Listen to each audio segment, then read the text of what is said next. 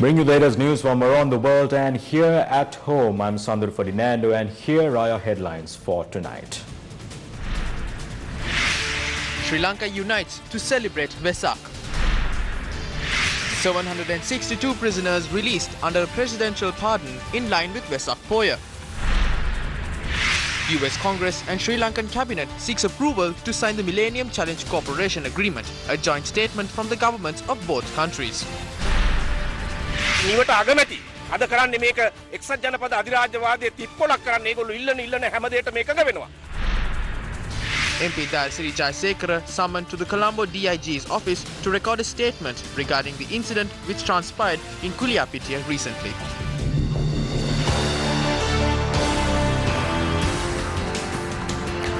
Today is Vesak Full Moon Poya, which marks the most significant events in the life of Lord Buddha. Newsfirst takes a brief look in the history of Vesak Poya Day. Over 2,600 years ago, on a Vesak Full Moon Poya Day, the final birth of Bodhisattva took place in Lumbini.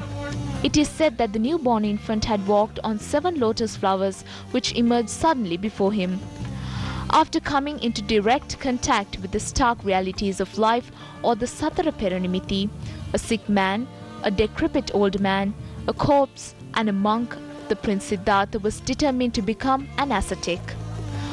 On one peaceful Vesak night, he attained perfect enlightenment and became the Samma Sambuddhu. At the age of 80 years, Gautama Buddha had his last meal offered and rested on a couch placed between 2 sal trees in the Upavattana Sal Grove and attained Parinibbana on a Vesak Full Moon Poya Day. The Vesak Full Moon Poya Day is important to Sri Lankans in a religious, cultural and social perspective. According to Buddhist history, Lord Buddha's third visit to Sri Lanka also took place on a Vesak Full Moon Poya Day. Lord Buddha visited Kalaniya at the invitation of the Naga king Maniakika of Kalaniya on a day like this. History says that it was on a day like this that Prince Vijaya and his retinue landed on this island.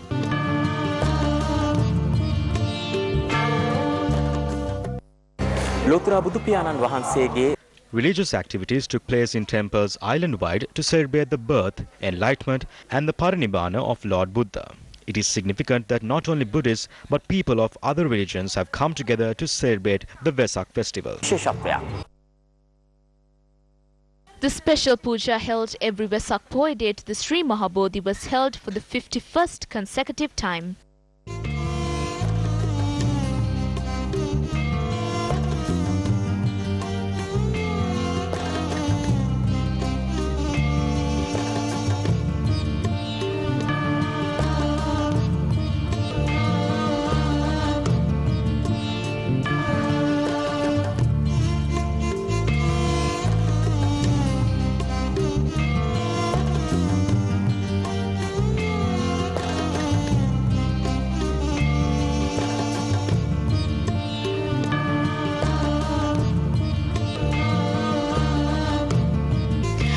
Meanwhile, the Buddha Puja that takes place every Poya Day at the Shakyamalakia, situated adjacent to the head office of the Capital Maharaja organization, was held today as well.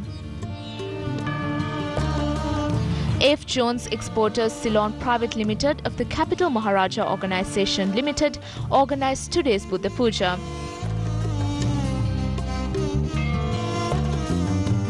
In line with this, a special Dharma discussion of Venerable Rajagiriya Arinyana Thero was telecasted on our sister channel Sirasa TV from 1 p.m. onwards.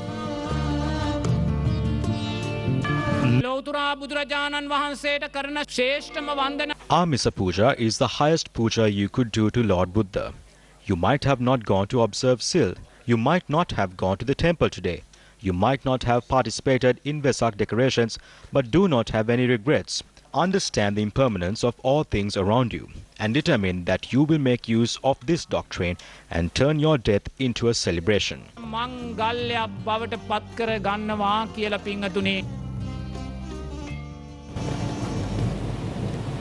People all around the island were seen celebrating the Vesak festival today. A Theravada Buddhist center was donated to the Mahasangha at the Mihintale Raja Mahavihara in line with the 2563rd Samudattva Jayanti. This Buddhist center was built with the guidance of the chief prelate of the Mihintale Raja Mahavihara, Venerable Walavahanguna Vavadharmaratna Thero, together with the financial contributions of a Chinese delegation. A rice dansal was organized in the midst of the Kadavata town by the members of all religions together with the Mahava trade community. This was named as the Rice of Peace.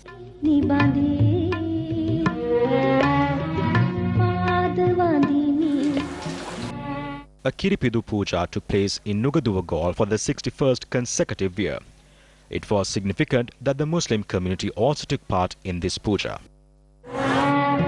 On a separate note, the residents of Puttalam organized a procession in order to carry out a special floral puja at the Buddhist center in Puttalam.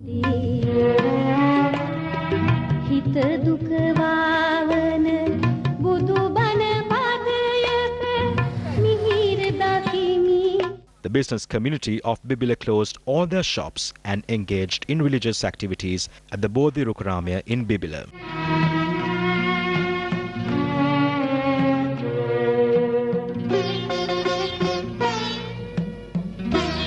Meanwhile, churches were decorated in Mathura for the Vesak festivities.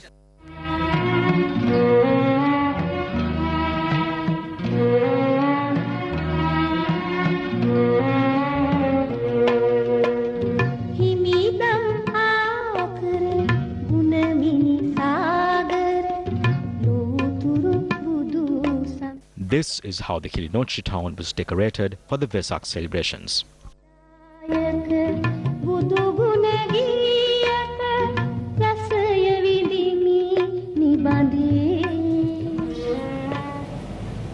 A total of 762 inmates were granted presidential pardon today to mark the Vesak Poya. The national event to grant presidential pardon took place earlier today at the Valikada prison grounds under the auspices of President Maithripala Sirisena. 736 male inmates and 26 female inmates who committed minor offences were released today. It is significant as this is the largest amount of prisoners released on one day. Regardless of what economists say, the inequality of income is one of the main attributes to poverty in this country. There are 15 main businessmen who control this country's economy. That is a well-known secret. It was one of them that told me this. But the government does not have a system for this. A system to divide the income fairly among everyone. A system that would benefit the general public. This is the reason why prisons are filled with poor people. Taking all of this into consideration, we decided to grant the presidential pardon to all of you. I ask you over and over again, when you go out of here, please associate good people. Don't fall back into bad companionship.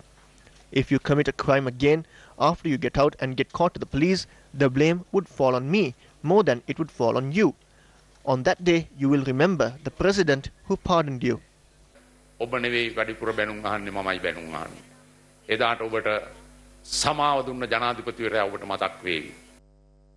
The president also responded to a request made by an inmate.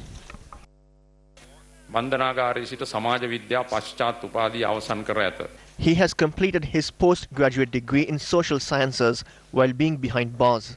He is currently studying for his doctorate at the Kelaniya University. His research is an investigation into the evolution of new trends of organized crime in Sri Lanka. He was a boxing champion back in 2005.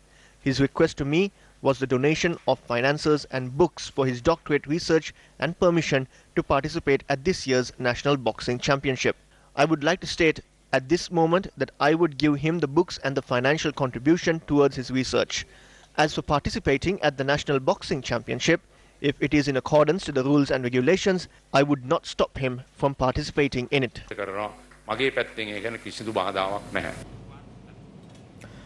The National Vesak Festival, which was held today for the second consecutive day at the Telwate Ancient Totagamu Ranpat Raja Mahavihara in Hoikkaduwa Gaol. Prime Minister Ranil Wickremesinghe participated in the religious observances. The event was attended by Ministers Gamini Jayavikrama Pereira, Wajira Abhivardhana and Gayantha Karunathiraka. A large gathering including the Governor of the Southern Province, Kirti Tennakon, and several religious leaders also were present. Following religious observances, upon the invitation of the Viharadipati, the Prime Minister addressed the gathering. We must protect Buddhism. Theravada Buddhism gave birth to civilization in our country. It gave birth to the Sinhalese community. Today we are all here as Sinhalese. Buddhists as well as non-Buddhist religious leaders have accepted this fact. Our constitution clearly states that Buddhism should be given priority. While following this, we have provided everyone with freedom of religion.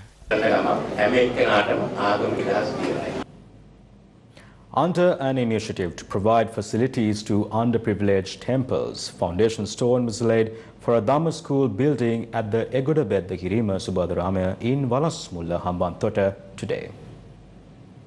This ceremony was held under the auspices of the Minister of Housing and Construction, Sajith Premadasa. A total of 400,000 rupees was spent on this project through the Central Cultural Fund. Under this initiative, 241 buildings are to be made in various temples island-wide. We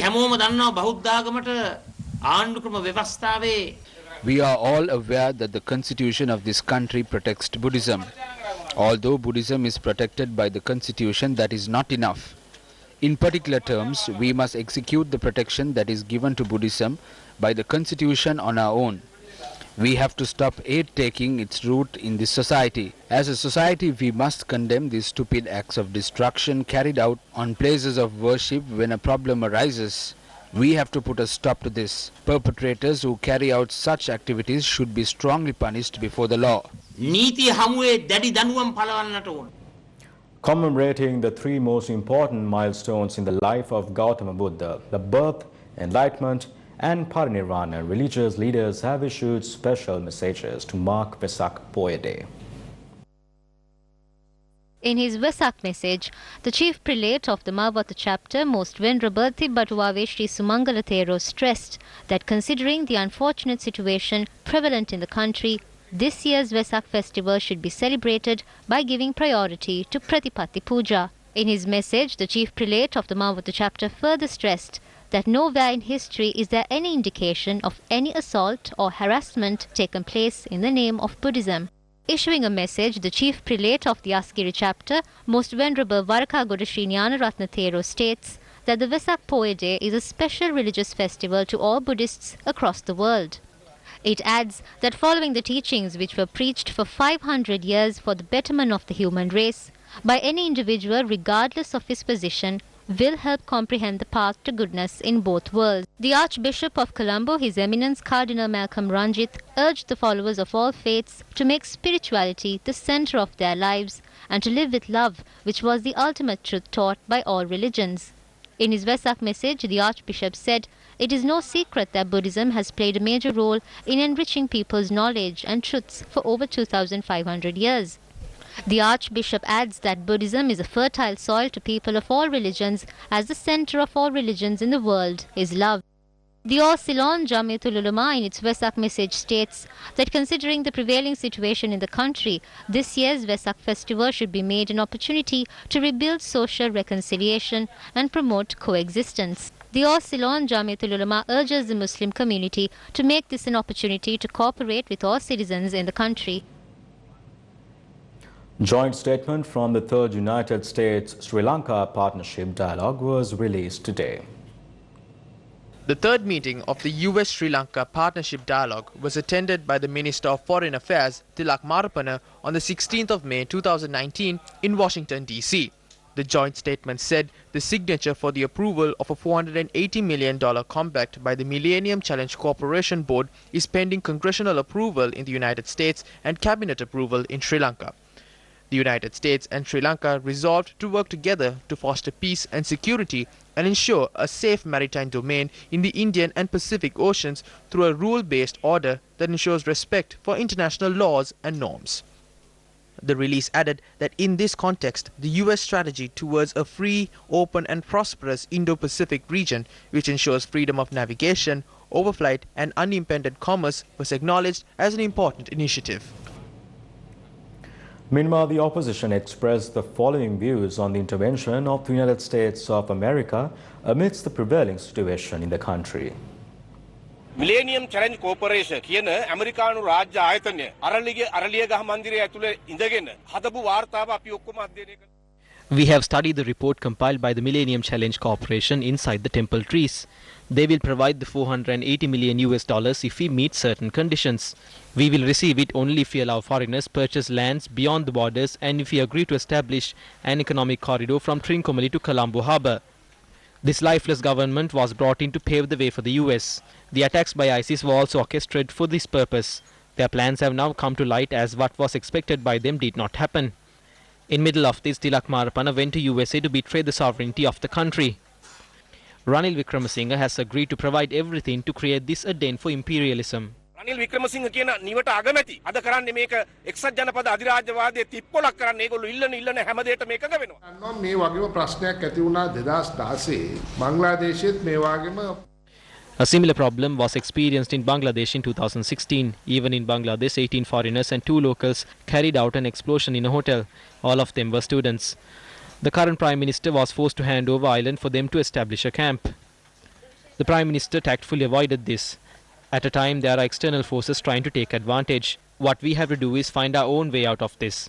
I think the general public is in the view that there is no such effort. The incompetence of leaders has led to this situation. රටක් එවැනි තත්ත්වයට ඇති වෙන්න ප්‍රධානම හේතුව තමයි පාලකයන්ගේ තියෙන අදක්ෂකම. In this matter, they think Ranil Wickremesinghe would be able to give leadership to their purpose. And they call him the reform-minded Prime Minister, which means that he is kowtowing with the US State Department in order to serve the US purpose. I know this AXA agreement was there from 1990s, but this was not put into any effect until very recently, together with this other agreement called the SOFA, which is also another aspect of the larger agreement that is being contemplated by the 2 parties. So these really giving away our sovereignty and is really violating our constitution. To move forward as a country, there are many lessons to be learned from our history to ensure that mistakes in the past will not repeat. Marking an important milestone in the history of Sri Lanka, the Vijayabaha Kollaya took place in the Kingdom of Kotte in AD 1521. Resulting in Prince Dharmapala succeeding as the heir to the kingdom. It was during this time frame that the Portuguese were finding methods to obtain control and complete ownership of Sri Lanka. Despite the struggle of King Mayadunne and King Rajasinghe II for 40 years to prevent the Portuguese from achieving their objectives, King Dharmapala, betraying all efforts, gave control of the Kotte kingdom to the Portuguese through a gift deed. Falling for the devious plots of the Portuguese, the degree of influence the Portuguese exercised on King Dharmapala was further confirmed when he was baptized as Don Juan Dharmapala in 1557 by the Portuguese themselves. Don Juan Dharmapala, a leader rejected and criticized by Buddhist priests and the general public, was a major threat to the people of this country as well as to its economy. Dharmapala, who did not pay attention to the people of this country, made further attempts to transfer ownership of the property and assets owned by temples to the foreign nationals. Today, we recall a chapter from our ancient history as we observe the emerging indicators of betrayal. The general public and the leaders of Sri Lanka must ensure that mistakes of the past will not repeat to ensure the existence of Sri Lanka and for the betterment of our future generations. We are a republic and Sri Lanka is not attached to any other country.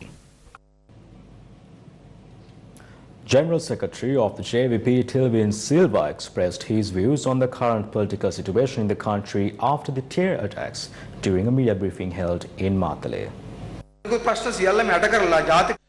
Now all other issues are buried and the issues on national security is highlighted. Now any culprit can easily pave the way to power by simply bringing up the issue on national security. We saw how these politicians have started to use these issues as a shortcut to power. If the imperialism in the United States created and nourished the international terrorism, it's Mahinda who created the theme for this in this country. Mahinda created it and Ranil continued with it. No changes were made, so both of them are responsible for this. Even after the terror attacks, expect what defense forces did. No political leadership was given. Now what is the Prime Minister doing? According to him, we were not able to prevent terrorism due to the lack of the Counter-Terrorism Act. The Prime Minister had promised before the international community to change the Prevention of Terrorism Act and bring the Counter-Terrorism Act. That's why he keeps on saying that there is no bill to prevent terrorism. Terrorism can't be avoided. The reality is that there is no act, but because the Prime Minister is weak, no matter how many acts we have, there is no use if the Prime Minister is weak. That's the reality. Former Defence Secretary Gotabaya Rajapaksa has confirmed he plans to run for the presidency in the wake of the April 21st attacks. Gotabaya Rajapaksa told Al Jazeera that he would stand as a candidate in elections due by late 2019. And I quote, he says, "I have decided long time ago, otherwise there's no need for me to renounce my US citizenship," unquote. In more news, while certain economies have seen rapid growth, analysts believe hardlined policies against the drug trade have attributed to this factor. Up next is our International Perspective segment. Foreign media reported 10 drug peddlers in Vietnam were sentenced to death as the country deepens its crackdown on drugs. The death row inmates had reportedly shifted 300 kilograms of drugs between 2015 and 2016. 5 men and 5 women were given the death penalty and the remaining suspects were given life imprisonment. The suppression of drug consumption and trade is high on the government of Vietnam's agenda. It must be noted, Vietnam is also known for their developing economy. Deloitte reports Vietnam's economy increased 7.1% during the first half of 2018. Manufacturing boomed in the first half of the year to 12.9%, fueling the industry and construction segment of the economy, while agriculture and services also recorded healthy growth rates. The national GDP is recorded at $238 billion with a per capita of $2,587. With the government's help to curb prices, Vietnam's consumer price index increased by 3.54%, just below the 4% mark they set. Another good example of eradicating drug menace is Singapore. Specifically, Singapore focuses on harm prevention and not on harm reduction. Their Ministry of Trade and Industry announced their economy grew by 3.2% in 2018 and for 2019. MTI has maintained the GDP growth forecast at 1.5 to 3.5%. According to Singapore's Department of Statistics, the real GDP has grown by 3.2% and has a per capita GDP of $86,383. Countries like Vietnam and Singapore, while following a zero-tolerance policy on drugs, have been able to achieve rapid growth in their respective economies, whilst the hardline policy on imposing the death penalty is in place. Police recorded a statement from General Secretary of the UPFA, MP Dayasiri Jayasekara, of the incident that transpired in Kuliapitia recently. MP Dayasiri Jayasekara arrived at the office of the DIG in charge of the Colombo division this morning. Police have recorded a statement for hours from 9:45 a.m.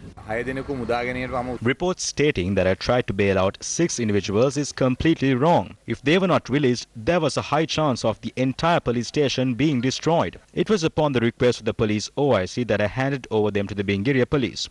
By the time I reached the police station, the police had already decided to grant bail to all of them. I produced them before the Bingiria police while they were handcuffed.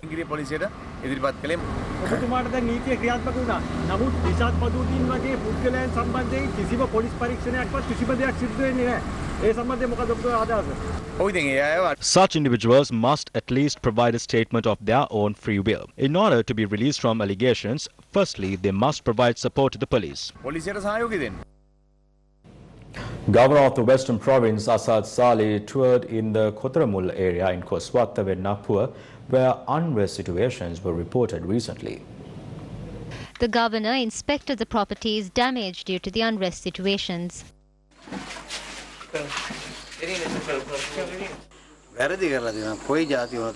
Regardless of any nationality, they have committed several mistakes.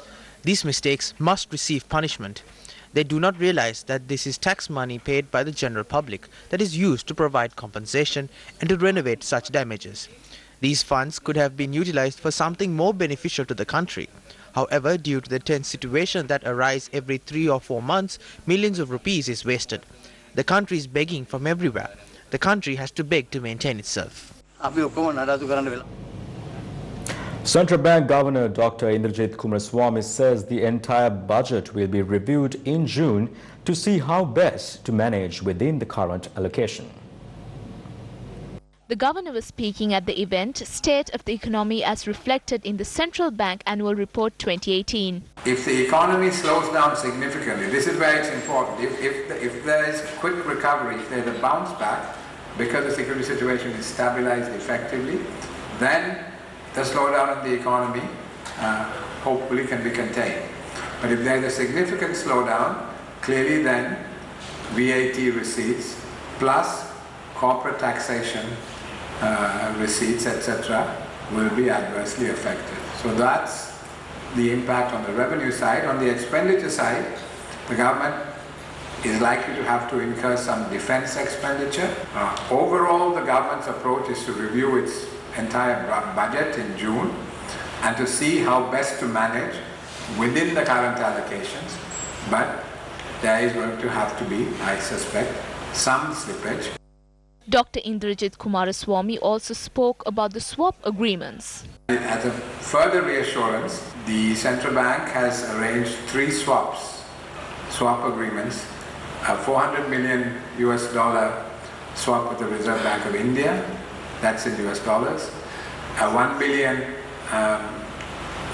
equivalent swap with the Central Bank of Qatar, that's in Riyal, and a $1.7 billion equivalent swap with the People's Bank of China, which